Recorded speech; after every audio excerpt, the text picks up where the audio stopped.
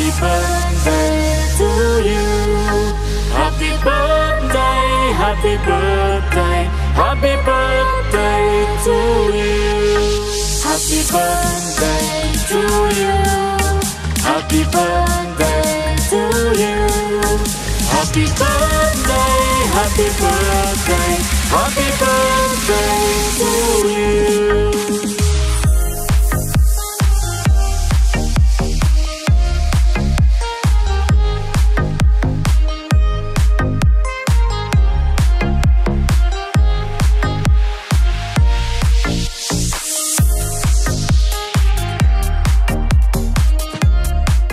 MLC Ramesh Patil का एरोली में जन्मदिन का भव्य आयोजन। बधाई देने के लिए बड़ी संख्या में लोग रहे मौजूद। इस शुभ मौके पर एमएलसी रमेश पाटिल का जन्मदिन मनाने के लिए उनके शुभचिंतकों व समर्थकों और प्रशंसकों ने दी बधाई। मुख्य रूप से सांसद नरेश मस्के, विधायक निरंजन डावखरे समेत अन्य दिग्गज हस्तियों ने एमएलसी रमेश पाटिल को पुष्पगुच्छ देकर उज्जवल भविष्य की शुभकामनाएं व बधाई दी है। इस मौके पर एडवोकेट चेतन पाटिल के द्वारा जन्मदिन के मौके पर कई जगहों पर सामाजिक कार्यक्रमों का भी आयोजन किया गया। वहीं उपस्थित लोगों ने अपनी प्रतिक्रिया देते हुए जन्मदिन पर अपना मनोगत व्यक्त किया है।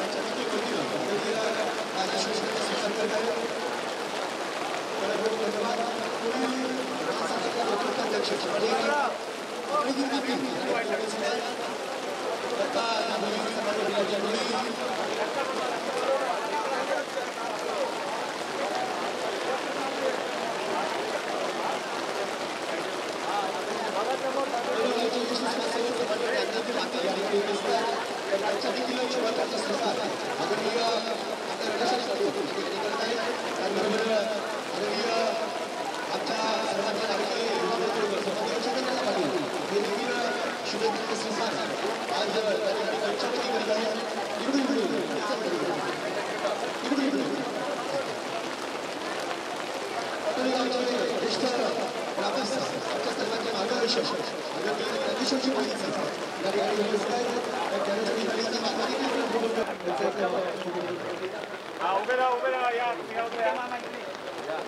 साईडला म्हातारी माणसांना हात द्या रे, जरा हात दे, इकडे बघा.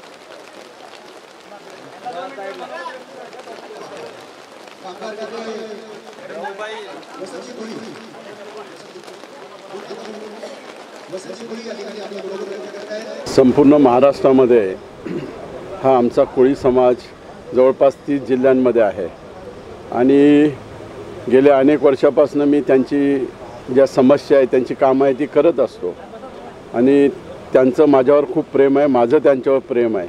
प्रत्येक वाढदिवसाला ते इथे येत असतात, दादांना शुभेच्छा देत असतात, काही लोक शुभ आशीर्वाद देत असतात आणि या ठिकाणी खरं म्हणजे आमच्या समाजाचे अनेक प्रश्न होते, मग ते मच्छीमारांचे असो, आदिवासींचे असो, जातीचं प्रमाणपत्र असो, जातीचा दाखला असो, या सर्व गोष्टीचा आम्ही बरेचसे प्रयत्न करून सोडण्याचे प्रयत्न केलेले आहेत.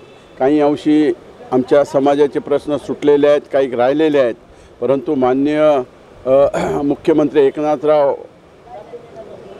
एकनाथराव शिंदे आणि देवेंद्र फडणवीस साहेब आणि अजितदादा पवार यांनी आम्हाला सांगितलं की दादा, तुझ्या समाजाचे जे काही प्रश्न आहेत, जात प्रमाणपत्र, वैधता प्रमाणपत्र, ब्लड रिलेशन, हे आम्ही ह्या अधिवेशनापूर्वी, या इलेक्शनपूर्वी सोडवणार आहोत.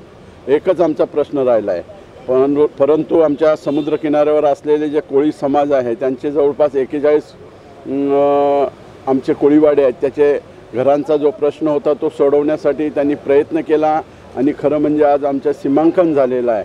आज आमचं सीमांकन होऊन आमची जी घरं आहेत ही आमच्या नावावर झालेली आहेत. फार मोठा प्रश्न होता गेल्या 65 वर्षापासून, तो या युती शासनाने सोडवलेला आहे. खरं म्हणजे याचं श्रेय देवेंद्रजी फडणवीस साहेब यांना जातं. अशी शेलार चंद्रकांत दादा पाटील यांनी प्रयत्न केले आणि आमचे जे अनुसूचित जमातीचे जे सुप्रीम कोर्टाने निर्णय दिला होता की जे 18,000 कर्मचारी आहेत त्यांच्या अनुसूचित जमातीचे दाखले नसल्यामुळे, वैधता प्रमाणपत्र नसल्यामुळे त्यांना शासनाने आपल्या कर्मचाऱ्यांना कामावरनं वंचित केलं होतं. जे कर्मचारी शासनामध्ये होते, मंत्रालय होते, जिल्हा परिषदमध्ये होते, पंचायत समितीमध्ये होते, अशा कर्मचाऱ्यांना 20-20 वर्ष ज्यांनी काम केलं अशांना बडतर्फ करणार होते. परंतु देवेंद्र फडणवीस साहेबांनी सुप्रीम कोर्टाचा निर्णय असूनसुद्धा त्यांनी आम्हाला एक चांगला निर्णय दिला आणि अधिसंख्यपदं निर्माण केली आणि त्या अधिसंख्यपदावर आमच्या सर्व लोकांना त्यांनी मानवतेच्या दृष्टिकोनातून या सर्व लोकांना कामावर आहेत तिथंच ठेवलं आणि अधिसंख्यपदं निर्माण केली. तो एक आमचा विषय मोठा होता, तो सुद्धा सोडवण्यात हे शासनाने आम्हाला दिलासा दिलेला आहे आणि आमचे जेवढे कर्मचारी आहेत ते आज काम करत आहेत. आमचे अनेक असे प्रश्न आहेत. आमचा नाशिकमध्ये आमचा तो गालपेऱ्याचा प्रश्न आहे. जे गालपेरा म्हणजे आमचे जे शेतकरी आहेत त्यांना शेतजमिनी करू देत नव्हते, परंतु ह्या वर्षी त्यांनी GR काढला, जवळपास 18 वर्षांनी GR काढला की त्या लोकांना ज्यांच्या जमिनी आहेत त्यांना गालपेऱ्याचं जमिनी कसता येतील, हा एक निर्णय मोठा शासनाने घेतला. असे अनेक प्रश्न महाराष्ट्रामध्ये आहेत आणि ते प्रश्न जवळपास 80% सुटलेले आहेत, जवळपास 20% आहेत.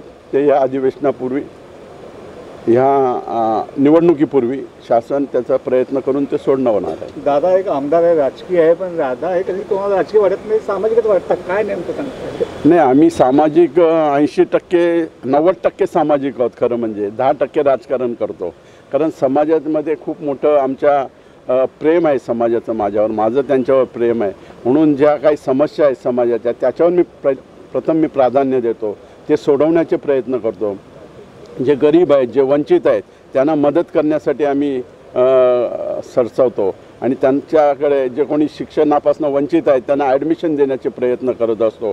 जे कोणी हॉस्पिटलमध्ये आजारी आहेत, ज्यांना हॉस्पिटलमध्ये आर्थिकदृष्ट्या त्यांना ॲडमिट होता येत नाही, अशा पेशंटना आम्ही मदत करत असतो. म्हणून सामाजिक काम, शैक्षणिक काम, वैद्यकीय काम मोठ्या प्रमाणात केल्यामुळे मला समाजाचं खूप आवड आहे. म्हणून माझा वीडियो साउथ कदम के साथ पंकज वीरवंशी की रिपोर्ट, आवाज़ टुडे, नवी मुंबई.